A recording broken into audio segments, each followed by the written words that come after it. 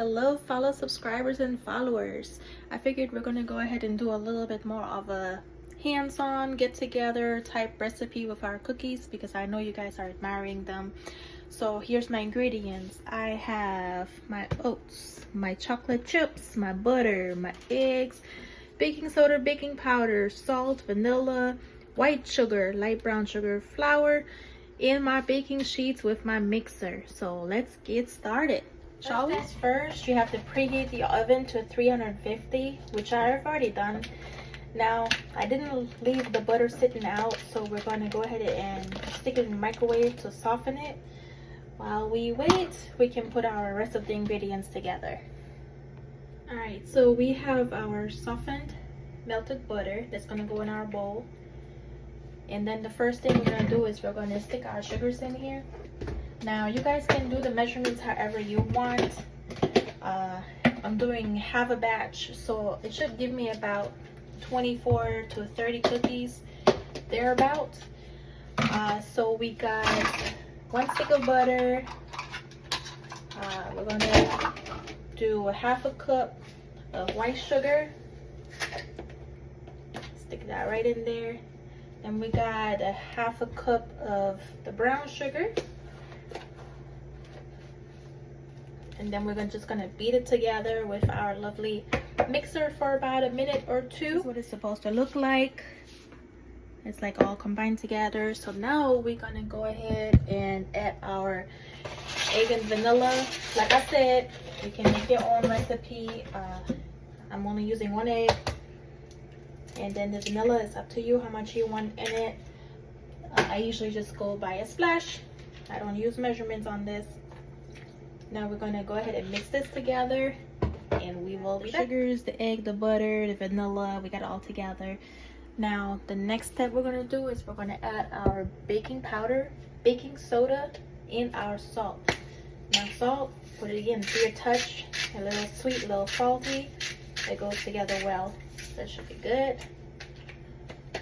Now let's get some baking powder and some baking soda. Again, use your own measurements. I'm using half a teaspoon on each.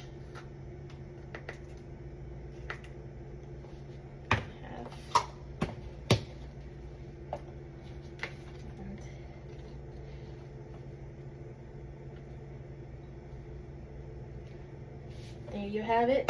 So I'm going to blend this together. And now that we have this nice and creamy, it's time to add in our flour before we put our oats and our chocolate chips.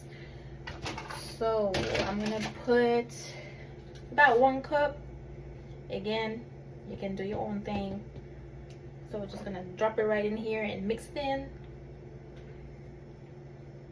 Drop this right in. Go ahead and mix this in, and I'll show you when it's finished. This is our basic cookie batch that we have now.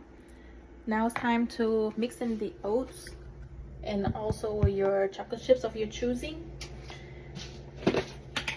Now I use the quick oats, so it's not that crazy when you bake it, so you don't taste oats too much.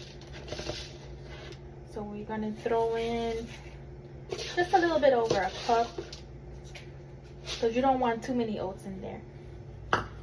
And then we are going to grab our chocolate chips. I use the semi-sweet. I've done also with dark chocolate, milk chocolate, and white chocolate. I've also used butterscotch in different variations. Here's our 1 cup of chocolate chips. And it should look like something like this. So you're just going to gently fold it in. Alright, here's the finished cookie dough, what's supposed to look like. I'm going to go ahead and prepare these baking sheets, line them with parchment paper so that we can go ahead and put our cookies in there. And then we can stick them in the oven. Stay tuned. Guys, I finished making my cookies.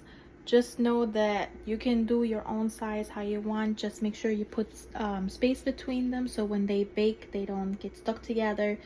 I was able to get 24 out of my batch, so I'm going to stick it now into my 350 preheated oven for about 10 minutes.